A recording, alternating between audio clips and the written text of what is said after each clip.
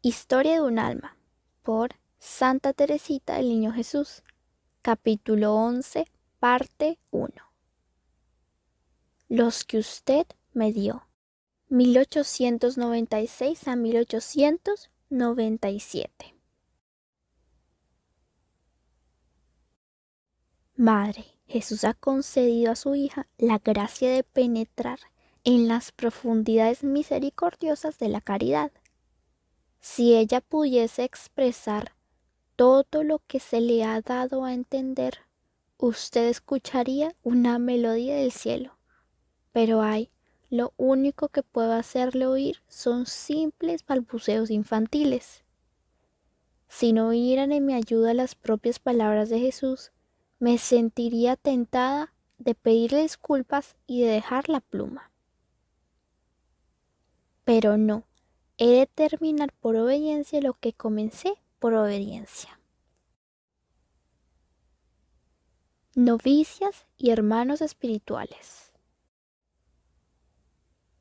Madre querida, yo le escribí ayer que, al no ser míos los bienes de aquí abajo, no debería resultarme difícil no reclamarlos nunca si alguien me los quita.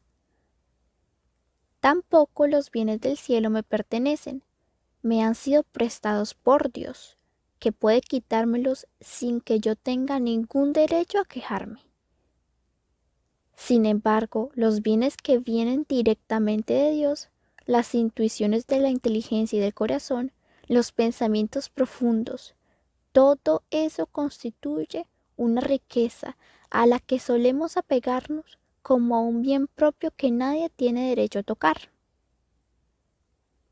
Por ejemplo, si durante la licencia comunicamos a una hermana alguna luz recibida en la oración, y poco después esa hermana, hablando con otra, le dice lo que le habíamos confiado, como si lo hubiese pensado ella misma, parece que se apropia de algo que no era suyo.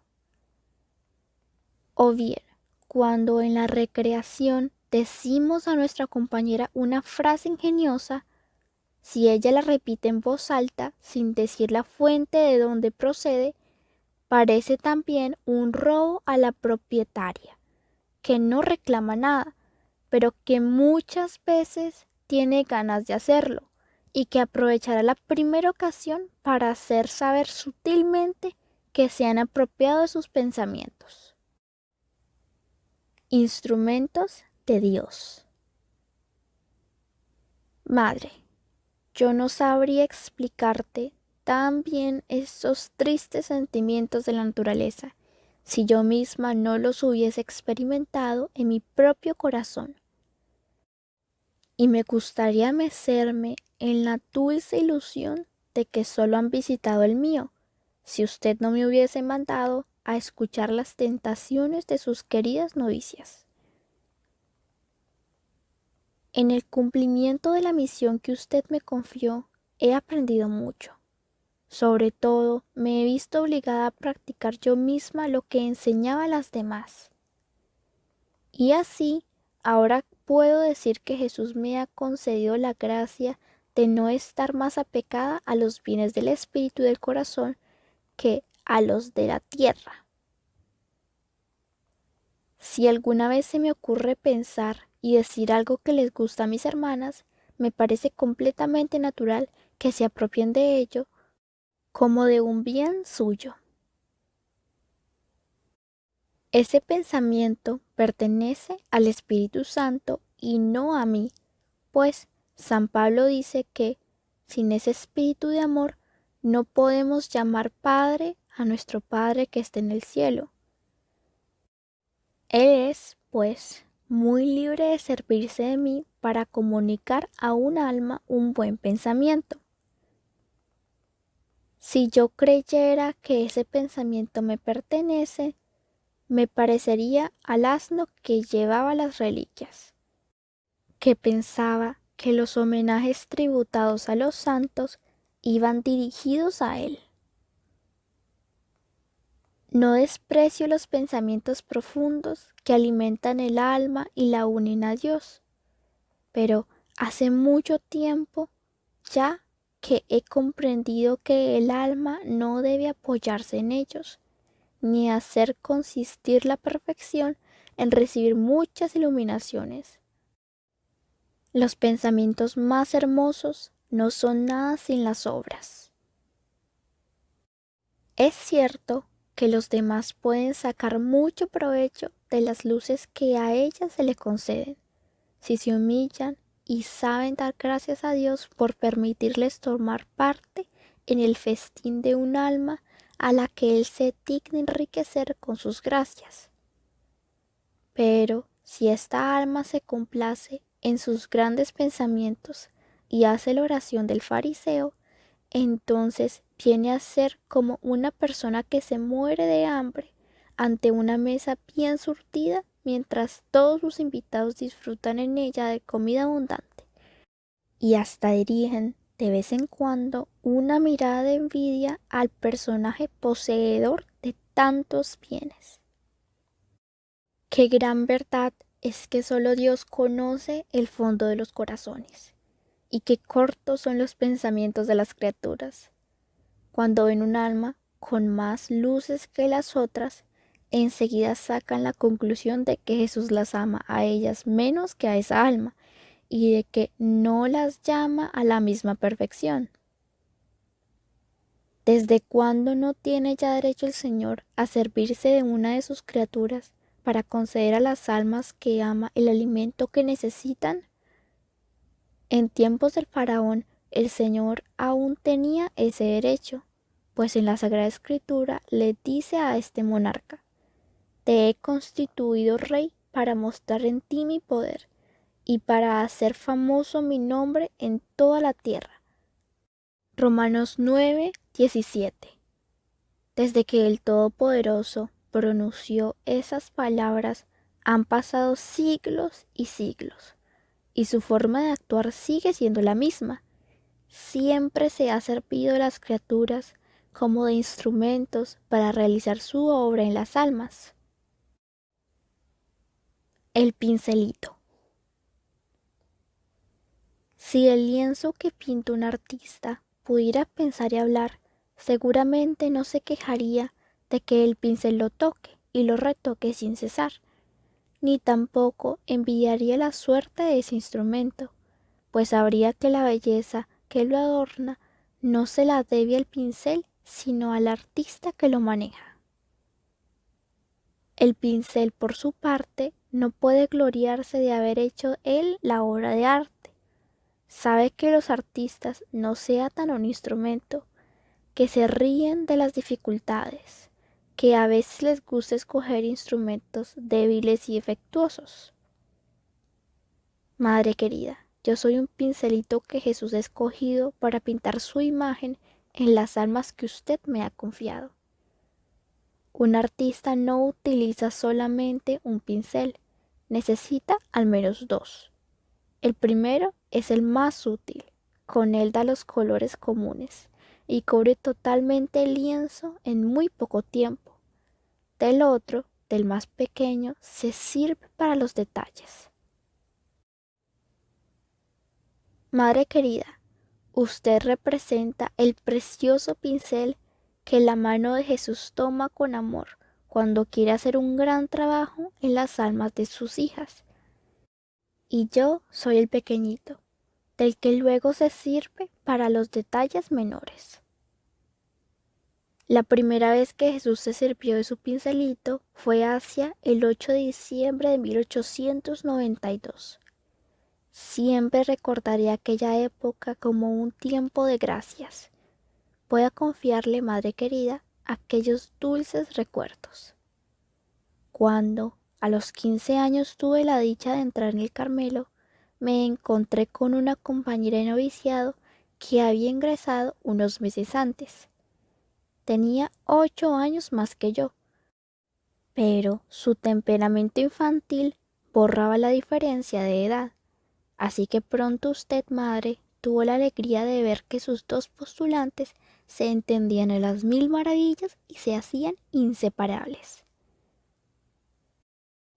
Para favorecer aquel afecto naciente que le parecía que había de dar buenos frutos, nos permitió que tuviéramos juntas, de vez en cuando, algunas charlas espirituales. Mi querida compañera me encantaba por su inocencia y su carácter abierto, pero, por otro lado, me extrañaba ver cuán distinto era el afecto que ella le tenía a usted del que le tenía yo. Había también en su comportamiento con las hermanas muchas otras cosas que yo hubiera deseado que cambiase. Ya en aquella época, Dios me hizo comprender que hay almas a las que su misericordia no se cansa de esperar, a las que no concede su luz sino paso a paso. Por eso yo me cuidaba muy bien de adelantar su hora y esperaba pacientemente a que Jesús tuviese a bien hacerla llegar.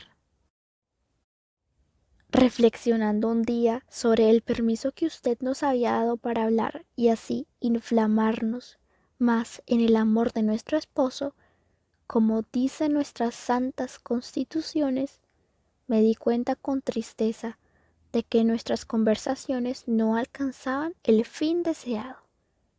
Entonces Dios me dio a entender que había llegado el momento y que ya no tenía por qué tener miedo a hablar, o que, de lo contrario, debería poner fin a unas conversaciones que tanto se parecían a las de dos amigas del mundo. Aquel día era sábado.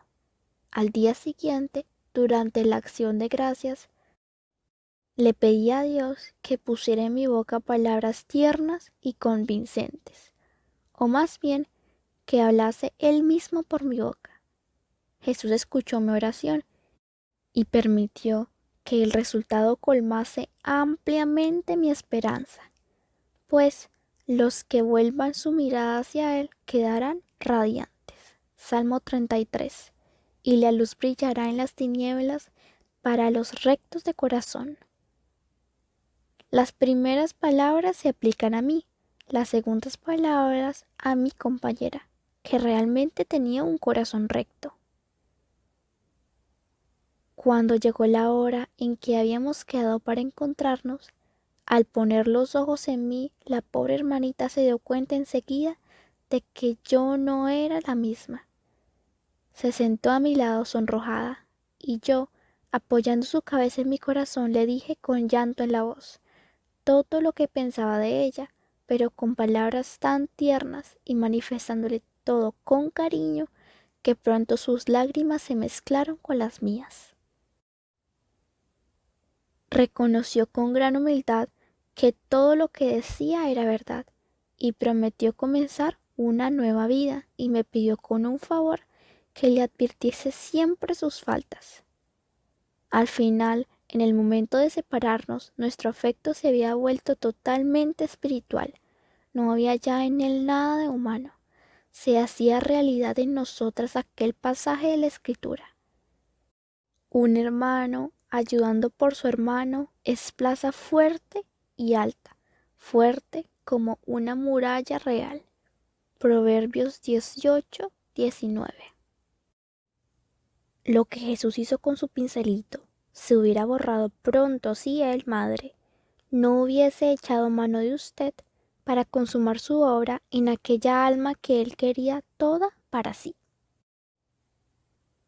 A mi pobre compañera la prueba le pareció muy amarga, pero la firmeza que usted usó con ella acabó por triunfar. Y entonces fue cuando yo, tratando de consolarla, pude explicarle a quien usted me había dado por hermana entre todas las demás en qué consiste el verdadero amor. Le hice ver que era a sí misma a quien amaba y no a usted. Le conté cómo la amaba a usted yo y los sacrificios que me había visto obligada a hacer en los comienzos de mi vida religiosa para no encariñarme con usted de manera puramente material, como el perro que se encariña con su dueño.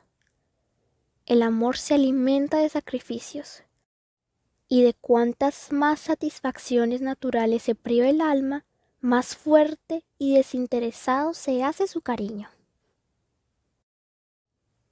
Recuerdo que, siendo postulante, me venían a veces tan fuertes tentaciones de entrar en su celda por mi satisfacción personal, por encontrar algunas gotas de alegría, que me veía obligada a pasar a toda prisa por delante de la procura y a agarrarme fuertemente al pasamanos de la escalera.